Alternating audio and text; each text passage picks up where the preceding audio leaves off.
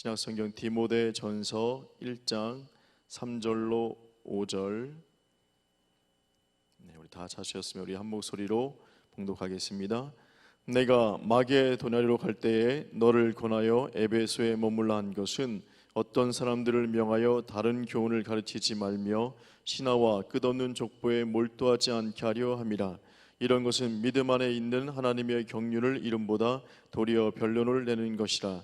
이 교훈의 목적은 청결한 마음과 선한 양심과 거짓이 없는 믿음에서 나오는 사랑이거늘. 아멘.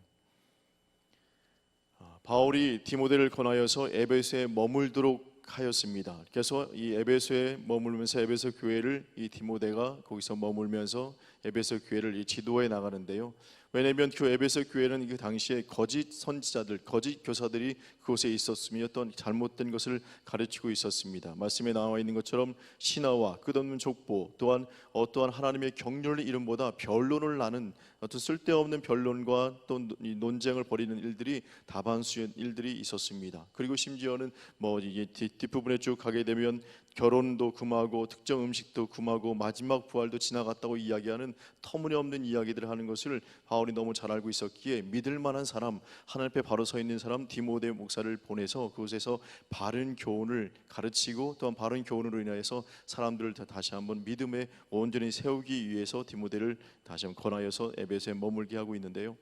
우리는 이 땅 가운데 살아가면서 이렇게 바른 교훈이 우리에게 있어야 됩니다. 오늘 말씀을 통해서 이런 바른 교훈의 목적이 무엇인지, 우리에게 왜 이런 바른 교훈이 필요한지를 한번 살펴보고 은혜를 나누고자 합니다. 첫 번째는 말씀을 중심으로 하는 이 바른 교훈의 목적은 바로 옳고 그름을 분별해서 바른 것에 몰두하고 나가게 하는 영적 나침판을 소유하게 하기 위해서 이 바른 교훈이 필요하다는 것입니다.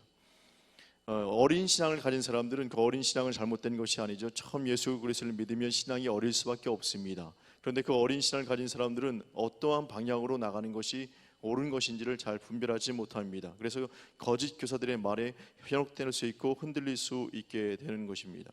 이럴 때 참된 말씀의 교육이 꼭 필요한 것입니다. 혼란스러움과 무지함에서 깨어나게 하는 것이 바로 이런 바른 교훈이라고 할 수 있습니다. 분별과 함께 옳은 방향을 가르쳐 주는 것이 말씀이라는 교훈의 목적이라고 할 수 있는 것이죠. 신명기 5장 32절에는 그런즉 너희 하나님 여호와께서 너희에게 명령하신 대로 너희는 삼가 행하여 자로나 우로나 치우치지 말고, 또한 이사야 30장 21절에는 너희가 오른쪽으로 치우치든지 왼쪽으로 치우치든지 내 뒤에서 말소리가 내 귀에 들려 이르기를 이것이 바른 길이니 너희는 이리로 가라 할 것이며 라고 말하고 있습니다. 그래서 속도보다 중요한 것이, 속도도 중요하지만 방향이 더 중요하다고 이야기하는 말들이 나오는 것 같습니다. 하나님을 향하고 바른 믿음을 소유하며 천국을 향하는 바른 방향을 알려주기 위해서 이 말씀을 통한 바른 교훈이 꼭 필요한 것입니다. 두 번째는 이 바른 교훈의 목적은 바로 영적인 건강함을 위해서 바른 교훈이 꼭 필요하다는 것입니다. 바르지 못한 교훈이 그 심령 속에 들어오면 그 사람의 마음을 병들게 만들고 영적인 면역력을 약하게 만들어 버립니다. 파도가 치면 배가 흔들리듯이 그 인생이 흔들리는 인생이 될 수밖에 없고, 또한 그것이 일반 생활에 있어서 이 피폐함으로 나타날 수 있습니다. 이 악한 교훈의 한 예를 들면 얼마 전에 방송이 됐던 적이 있었는데요. 신천지에서는 그 한 주부들이 신천지에 빠지게 되어지면 신천지에서 가르쳐 주는 것이 있습니다. 뭐냐면 집에서 나오고 남편과 이혼하게 하는 방법들을 가르쳐 준다는 겁니다.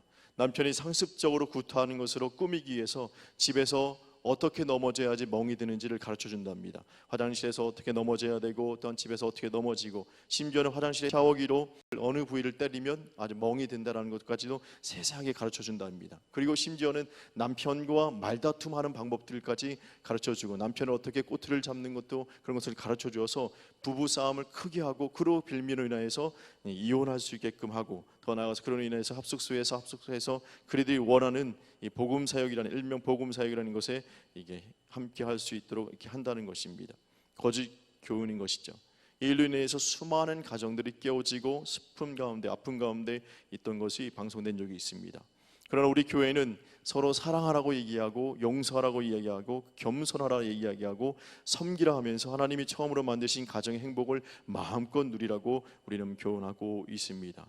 바른 교훈은 개인의 심령을 강건하게 만들고 개인의 심령을 건강하게 만들고 능력 있게 만들므로 하나님께서 원하시는 바른 삶을 살게, 행복한 삶을 살게끔 해주는 것이 바른 교훈이라고 할 수 있게 되는 겁니다. 그래서 5절 말씀에 이 교훈의 목적은 청결한 마음과 선한 양심이라고 말하고 있는데요, 영적인 건강함이 있어야지만 이런 청결한 마음을 소유할 수 있고 선한 양심을 소유할 수 있게 되는 것입니다. 세 번째는 이 바른 교훈의 목적은 바로 예수님과 같은 아가페의 사랑을 진심으로 행하기 하기 위해서 이러한 바른 교훈이 필요하다는 것입니다. 바른 교훈이 들어오면 예수님을 닮아가는 삶을 살게 되어집니다. 예수님의 마음, 예수님의 심령, 예수님의 눈으로 살아가는, 예수님과 같은 행동을 하기 위해서 힘쓰고 애쓰는 삶을 살게 되는 것이죠. 여수에 가면 애양원이라는 곳이 있습니다. 일면 한센병, 과거에는 문둥병이라고 이야기했는데요, 그분들이 이렇게 모여 사는 군락지가 있습니다.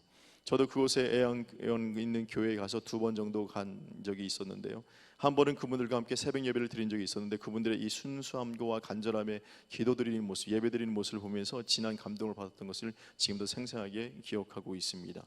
그곳에는 손혜영 목사님의 이 무덤이 있고 기념관이 지어져 있습니다. 일명 사랑의 원자탄이라고 우리가 이야기하고 있는데요, 그분께서는 환자들, 그 한센병 걸린 분들에게 다가가서 입으로 직접 그 환부의 피 고름을 빼서 뱉어내면서 그분들의 치유를 위해서 힘썼던 분이 바로 손혜영 목사님이라고 할 수 있습니다.